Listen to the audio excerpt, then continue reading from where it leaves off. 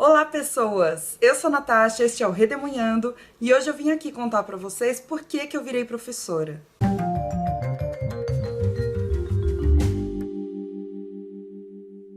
Bom, gente, eu já vinha querendo fazer vídeos sobre isso aqui no canal. Vocês sabem que ser professora é uma parte fundamental da minha vida. Eu passo a maior parte do meu tempo fazendo isso, preparando aula, dando aula, pensando nos meus alunos. E o Bruno, do canal Clio História e Literatura, fez um vídeo chamado Por que Sou Professor? Lá ele conta a trajetória dele. E algum tempo depois o Cadu e a Anitta, do canal Historiar-se, também fizeram um vídeo chamado Como é Ser Professor ou Professora. Aí eles me animaram para falar sobre isso. Claro que eu vou deixar os vídeos tanto do Bruno quanto do Cadu e da Anitta aí no box de descrição para vocês assistirem. Nós todos somos professores de história. Eu também sou professora de filosofia, além de professora de história. O Bruno na cidade de São Paulo, eu no interior de São Paulo, São José dos Campos, o Cadu e a Anitta no Rio Grande do Sul. E assim, embora a maioria dos professores tenha um motivo em comum para ter entrado para a docência, que é o apreço pela educação e pelo poder transformador da educação, cada professor tem um caminho único. Eu adorei a história do Bruno, do Cadu, da Anitta e eu resolvi vir contar a minha aqui também. Primeiro, eu acho que é necessário eu falar que eu sou privilegiada em muitos sentidos, familiares, socioeconômicos. Eu venho de uma família de classe média, eu tive acesso a colégios particulares de ótima qualidade. Nos ensinos infantil e fundamental eu estudei numa escola montessoriana e eu super me encaixei nesse sistema montessoriano, que tem um monte de métodos diferentes, né, de alfabetização e outras coisas. E eu sempre me senti muito bem no ambiente escolar. Eu sei que isso é raro, porque geralmente as pessoas se sentem oprimidas pela escola, ou com a sua liberdade tolhida, ou discriminadas, porque a escola ela é um ambiente como a sociedade, né? A escola ela reproduz a sociedade, ela não é uma bolha onde, sei lá, uma bolha de tudo de bom e a sociedade fica lá fora. Não é isso, na escola tem de tudo, inclusive muita violência também. Eu tenho amigos que relatam bullying pesado na escola em que eu estudei e que na época eu não tinha a menor consciência de que acontecia, assim, eu não reparava de fato. Eu não percebia de tão confortável que eu me sentia na escola. E eu acho que isso nem é bom, né? Eu não ter essa consciência na época. Mas, de uma certa maneira, acabou sendo saudável pra mim, entre aspas, né? Porque eu me senti bem ali. Apesar de ingênua, me preservou psicologicamente naquele momento. Já que eu não tinha consciência de que coisas tão horríveis aconteciam à minha volta e próximas de mim, eu acabava vivendo feliz dentro da escola. E aí teve uma vez que alguém, não me lembro quem, não me lembro se foi algum professor ou professora, mas pediu para que nós, alunos, refletíssemos sobre que tipo de profissão a gente queria, né, que é muito comum, mas principalmente assim, que ambiente a gente gostaria de trabalhar. Qual seria o dia a dia profissional que nós gostaríamos de ter, né? E na hora eu pensei que eu gostaria muito de trabalhar numa escola. Para mim foi a resposta óbvia, né? E a partir desse momento, que eu nem sei que idade eu tinha, eu sei que era ensino fundamental, mas a partir daí eu percebi que a educação passou a ser um caminho viável para mim. Quanto à escolha pela história, ela aconteceu no ensino fundamental, embora eu só viesse a admitir, né, que eu seria historiadora a partir do segundo ano do ensino médio, então foi mais tarde. Mas o que aconteceu? Meu pai é médico e eu sempre considerei seguir a carreira também de medicina, porque eu me atraía por isso. Eu acho que eu tinha por volta de uns 12, 13 anos de idade e eu vi que não era aquilo. E na escola eu tive contato com a história, mas como conteúdo, como disciplina, a partir do sexto ano do ensino fundamental, que era a quinta série na época, mas a professora que realmente me encantou pela matéria foi a Maria do Carmo, a partir do oitavo ano, da sétima série. Eu me lembro especificamente de uma aula dela, porque assim, a gente já tinha visto bastante história do Brasil no ensino fundamental 1, então os portugueses chegando e os povos indígenas, etc. E no ensino fundamental 2 a gente tinha visto história geral, a parte de antiguidade e idade média.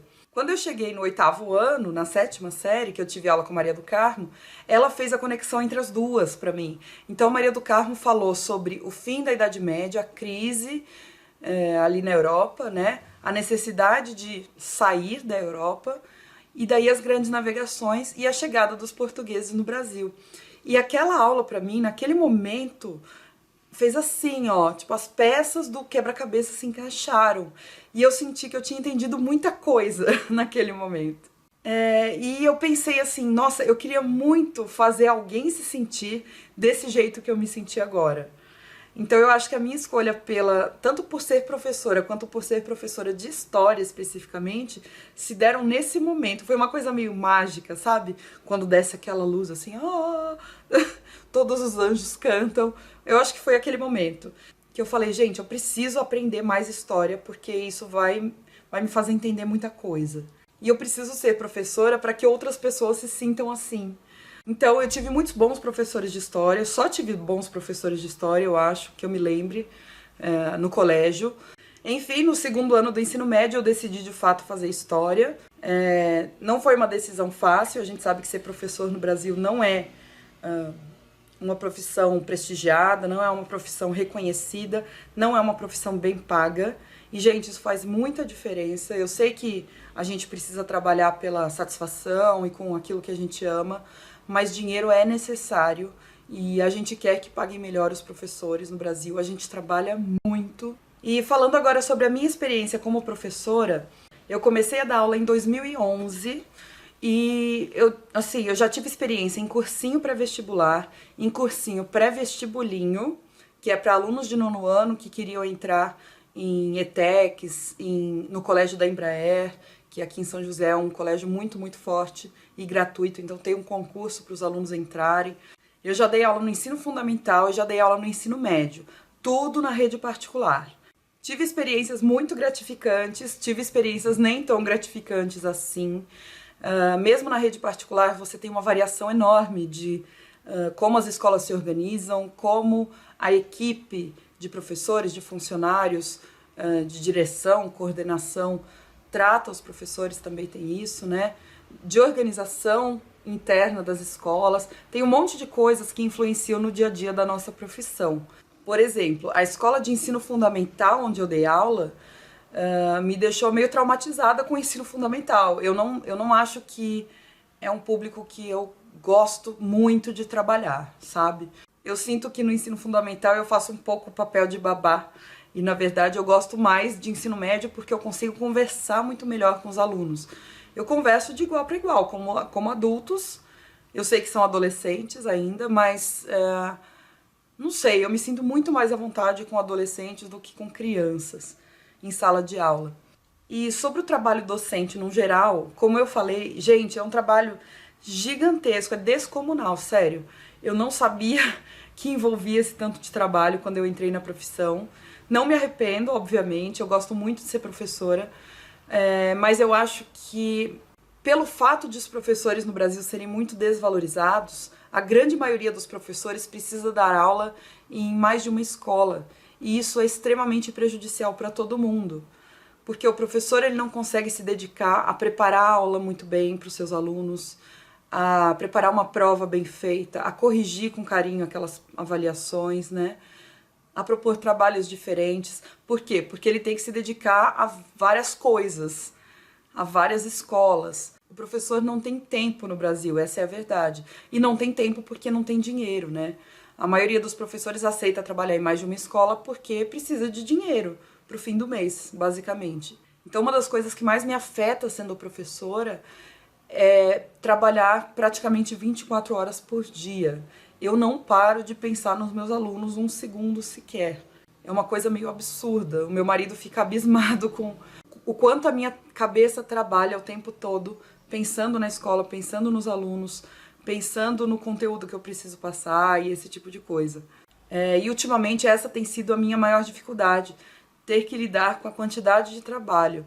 Agora em 2019, no mês de junho, eu cheguei muito próximo de uma síndrome do burnout, que seria um esgotamento pessoal por conta da parte profissional.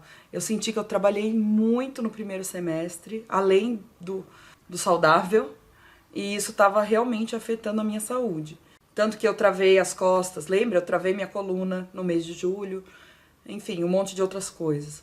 Então essa é a maior dificuldade, eu acho, que eu encontro atualmente nessa minha escolha de ser professora. E com certeza a maior doçura são os alunos, né? A gente não larga a profissão por causa dos alunos. O Bruno, do canal Clio, ele falou muito de um aconchego que os alunos trazem pra gente, um acolhimento, um amor mesmo. E é verdade. Grande parte do nosso dia a gente passa na escola, e eles também, os alunos também. Então cria-se um vínculo entre professor e aluno que eu não vejo em lugar nenhum mais. É diferente do vínculo entre os pais e os filhos, entre os colegas, entre os amigos, né? O vínculo de professor e aluno, para mim, é até difícil de descrever, eu acho muito único. Porque é um vínculo de confiança, é um vínculo assim, de amizade também, no sentido de que a gente precisa ter bom humor, a gente precisa ter tolerância com relação aos alunos e os alunos com relação a gente. Mas, gente, o carinho dos alunos, assim, não tem o que supere, sabe? Então, nesse Dia dos Professores, eu resolvi fazer esse vídeo para contar para vocês a minha experiência, a minha trajetória. Eu sei que a de outros professores é bem diferente. Eu não sou frustrada por ser professora, eu sou muito feliz de ser professora. Reconheço os problemas que a profissão traz. Acho que a maioria deles tem a ver com uma má gestão, né, com uma má vontade política, porque não é interessante para muita gente que a educação seja forte, seja crítica, seja questionadora, e isso faz com que os professores, você desvalorizando os professores, você faz com que menos gente queira ser professor, você faz com que os alunos enxerguem o professor como um coitado e não como alguém a se admirar, por exemplo. Então acho que tem vários problemas aí envolvidos, mas apesar de tudo, a gente está na profissão para isso, para transformar a sociedade. A gente quer que os alunos sejam felizes, a gente quer que eles sejam livres. Esse papo de que professor doutrina aluno é balela, gente. O que o professor faz em sala de aula, pelo menos a grande maioria dos professores que eu conheço, é expor para os alunos grande parte do conhecimento ocidental que chega pra gente e daquilo que é consenso acadêmico, e a gente só quer o melhor para os alunos, a gente não quer que eles sejam alienados, que eles sejam infelizes e que eles sejam manipulados. Talvez aí esteja o grande problema, né? Enfim, muito obrigada por terem assistido a esse vídeo. Eu tenho muito mais coisa para falar, mas vamos dividindo, né? Se vocês tiverem alguma dúvida sobre ser professora, ou sobre, no caso, a minha experiência, por favor, deixa aí nos comentários. Não se esqueça de dar um joinha se você gostou do vídeo, se você quer ver mais vídeos como esse. E um beijo para todo mundo, especialmente para as minhas alunas, para os meus alunos que me assistem em vídeo, tá bom? Tchau, até o próximo.